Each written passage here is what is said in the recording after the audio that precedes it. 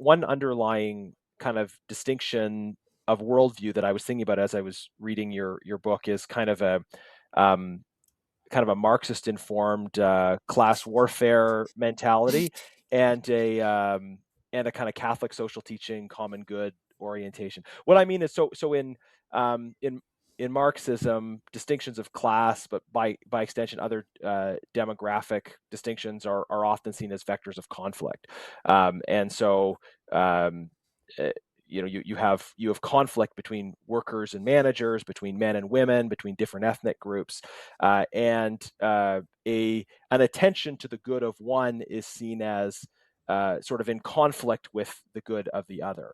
I think your way of thinking and talking is informed more by um, this kind of common good orientation, which says there are different there are different uh, characteristics of different groups, in this case men and women, that they can bring into society as gifts that serve the common good.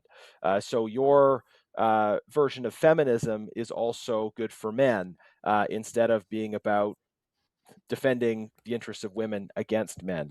Do you think that's a fair distinction to make between maybe the way you're approaching the question and maybe the question is approached by some others?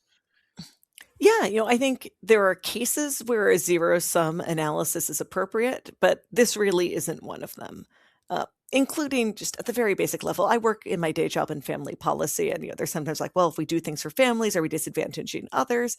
And at the most basic level, if you do things for families, that's always going to be a universal policy win because everyone begins their life as a baby, whether you go on to have kids or not. When we're working on family policy, we're working on policy that touches and helps every single person because everyone begins their life born into a family.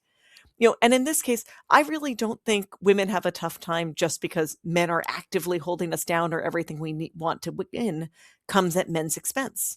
I don't even think bosses have a big plan to exploit workers constantly. I think people can be thoughtless about the compromises they're not personally enduring and slow to adopt changes if they don't see them modeled as successful elsewhere. But I really don't ever assume malice when just slow moving information diffusion will do.